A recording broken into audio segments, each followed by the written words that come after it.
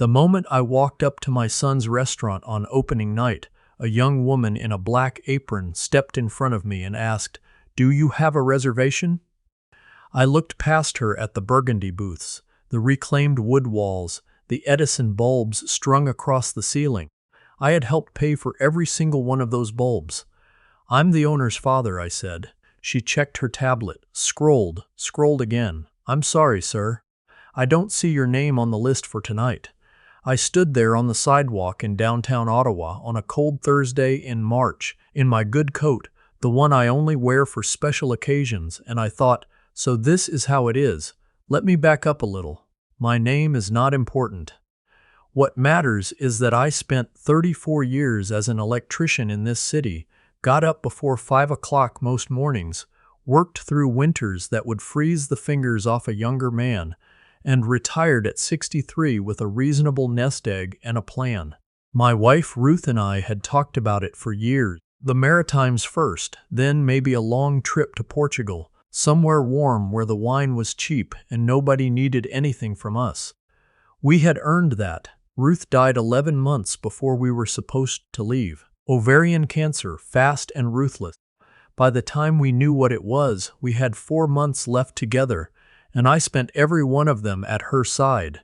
The Portugal trip became a folder on my laptop that I couldn't bring myself to delete. My son, I'll call him my son because that is what he is, whatever has happened between us, was 31 when his mother died. He had been with his girlfriend for 2 years by then, a woman I will call my daughter-in-law because she did eventually become that. Though I will say now that I should have paid closer attention to certain things early on. She was polished, confident. Her family had money in a way that was quiet and assumed, the kind of money that doesn't need to announce itself because everyone already knows it's there. Her father was a commercial real estate developer in Toronto.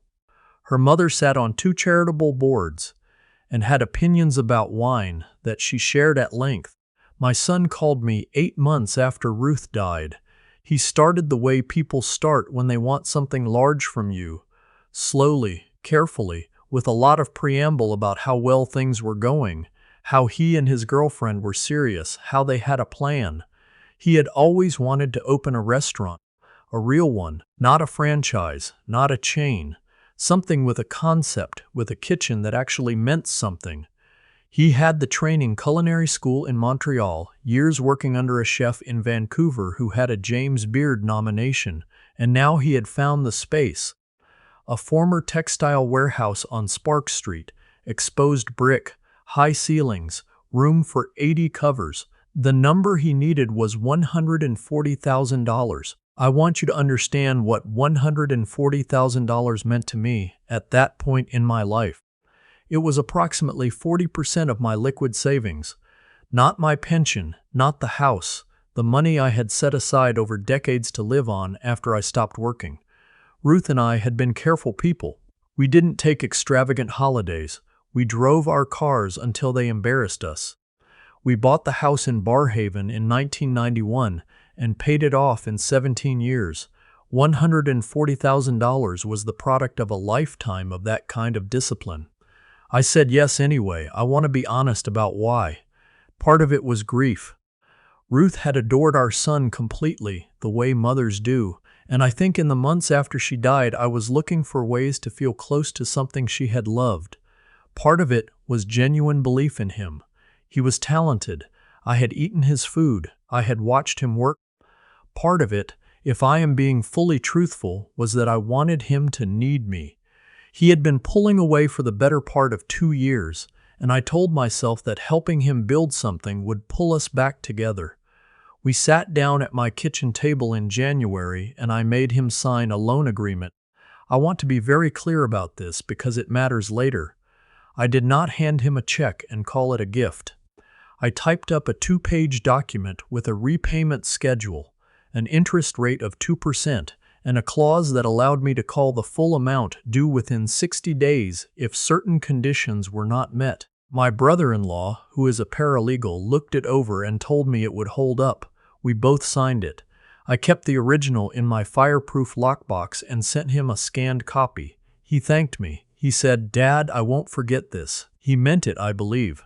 At the time, he meant it. The restaurant took 14 months to open. There were delays, as there always are. Permits, contractors, a problem with the ventilation system that cost another $18,000 his girlfriend's parents, covered with a check that apparently came with no paperwork attached. I know this because he told me about it in passing, the way you mentioned something small. Her dad wrote a check. It's fine, it's handled. I noted the difference. I did not say anything. I was not invited to the soft opening. He told me afterward that it was only industry people, chefs and suppliers kept it tight. I accepted that. I had learned by then to accept quite a few things. The grand opening was on a Friday in March. He sent me a text 5 days before with the date and time, and told me it would be a good evening. Not an invitation exactly, more of an announcement. I assumed I was welcome. Why would I not assume that? I had given him $140,000, so there I was on the sidewalk, in my good coat, being told my name was not on the list. The young woman with the tablet looked genuinely uncomfortable. I do not blame her. She was doing her job. I told her there must be a mistake and asked if she could check with someone inside. She disappeared for a moment and came back with the front-of-house manager, a young man with a neat beard who explained, with great professionalism, that the opening night was at capacity and the guest list had been finalized by the owners. He was sorry for the confusion. I stood there another moment. I could see through the window. The room was full and warm and loud with exactly the kind of people my daughter-in-law grew up with, blazers and statement earrings, and the particular ease of people who have never once worried about a bill. I could see my son moving through the room in his chef's whites, shaking hands, accepting congratulations. He did not look toward the window. I turned around and walked back to my car. I sat in the parking lot for probably 20 minutes. I am not a man who cries easily. I have cried 3 times as an adult that I can remember. When my father died, when my son was born, and when Ruth took her last breath with my hand on her face. I did not cry in that parking lot, but I came close.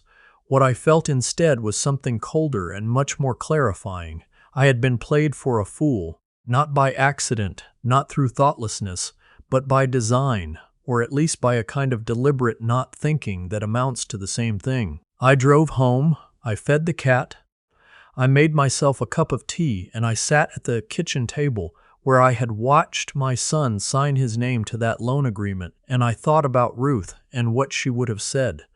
Ruth was a gentle person, but she had a spine of iron when it came to dignity. She would have said, "You know what you need to do." I slept on it. That is important. I did not act in anger that night. I slept on it, and in the morning the clarity was still there, colder and quieter and more certain than ever. I called my brother-in-law. He walked me through the clause in the loan agreement, the one that allowed me to demand full repayment within 60 days if I had reasonable grounds to believe the terms of the loan were being disrespected. He said disrespected was not legal language, but the clause as written was broad enough to work with. He knew a lawyer who handled exactly this kind of thing and could have a formal demand letter in the mail by the end of the week. I said, "Do it." The letter arrived at the restaurant on a Tuesday. My son called me that same afternoon, and he was, I am choosing this word carefully, shocked, not guilty, not apologetic. Shocked, as though the thing I was doing was the unreasonable thing, as though the sequence of events that had brought us to this moment was not available to him as information. "Dad, what is this?" "It's a demand for repayment of the loan," I said. "You have the agreement. You signed it. We were going to pay you back.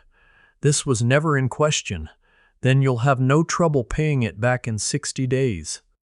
There was a silence. I had made my whole career doing electrical work in buildings, for silence in the wrong place meant something had gone wrong. This silence had that same quality. "Is this about the opening?" he said. "It's about the agreement we made. My wife organized the guest list. I didn't. Look, it was a capacity thing. It wasn't." 60 days, I said. "The letter has all the details." I hung up. My daughter-in-law called me the next morning. I let it go to voicemail. She left a message that was, I will give her this, composed and reasonable in tone, explaining that the guest list had been a logistical decision, that of course I was family, that they had planned to have me in for a proper dinner once things settled down, as though I had been left off a party invitation, as though that was what this was. I did not call her back. What followed over the next 6 weeks was an education in how people behave when money is at stake. My son called 3 more times. The first call was defensive. The second was conciliatory, even warm, my son's voice doing the thing it used to do when he was a teenager trying to talk his way out of something. The third call, about 4 weeks in, was the one where he told me that coming up with $140,000 in 60 days might not be possible, that the restaurant was still finding its footing, that he needed more time. How much time? I asked. He named a figure and a timeline. I told him to put it in writing and send it to my lawyer. He did. His lawyer sent back a counter-proposal. My lawyer reviewed it. We negotiated. This is Canada. These things do not move at the speed of drama. They move at the speed of registered mail and office hours and people who bill by the hour, but they do move. In the end, he paid me back, not all at once, and not without friction, but he paid me back every dollar over 14 months with interest. My lawyer's fees came to just under $4,000. I consider that money well spent. I want to tell you something about what happened between us during those 14 months, because I think people sometimes assume that winning the legal argument means winning something larger. It doesn't, necessarily. My son and I spoke very little during that period. When we did speak, it was transactional.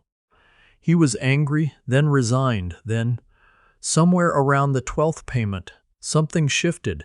He stopped being cold. I don't know what caused it. I suspect his wife had something to do with it, though not in the way you might think. I think she grew tired of the situation and told him to resolve it, and resolving it meant, at minimum, speaking to me like a human being again. He came to my house in February, the year after the opening. He came alone, which I noted. He sat at the same kitchen table and he said, I handled it badly, Dad. The opening night, I should have made sure you were there. I looked at him for a moment. He has Ruth's eyes. He has always had her eyes, and it is the thing about him that I find most difficult to be angry at. Yes, I said. You should have. She had the list. I didn't check it. That's not an excuse. I'm telling you what happened. I thought about what Ruth would have said. I thought about the folder on my laptop, Portugal, the trip we never took. All right, I said. You want coffee? He said yes. We did not repair everything that afternoon. I do not think you repair everything over coffee. But we began, and beginning is not nothing. The last payment arrived in April, transferred electronically, to the cent. My brother-in-law confirmed it and told me to buy myself something nice. I laughed, the first time I had laughed on the phone in longer than I could account for. I did buy myself something. I booked the Portugal trip. Not exactly the trip Ruth and I had planned. I adjusted the itinerary, made it something that was mine rather than ours, though I kept Porto because she had specifically wanted Porto and I wanted to go there for her. I spent 18 days in May moving slowly through Lisbon and the Douro Valley and the old part of Porto with its azulejo tiles and its wine cellars and its particular melancholy light. I ate sardines at a place with no English menu. I walked until my feet ached, and then I sat down somewhere and ordered wine and watched the river. I thought about Ruth every day. I thought about my son a fair amount. I thought about the woman at the door with her tablet and the warmth of that restaurant through the glass window and the cold parking lot where I sat in my car and made a decision. I do not regret the decision. I want to be clear about that. I am not a man who lends money to his child out of grief and then pretends it was a gift. Ruth would have understood. She would have said, "You protected yourself, and that is allowed." What I do regret, in the particular quiet of a Portuguese evening with the light going gold over the river, is that it was necessary. that the moment on the sidewalk happened at all, that I had to sit in a parking lot at 64 years old and learn with great precision exactly where I stood. But I learned it, and I went to Portugal, and the wine was, as it turns out, very good.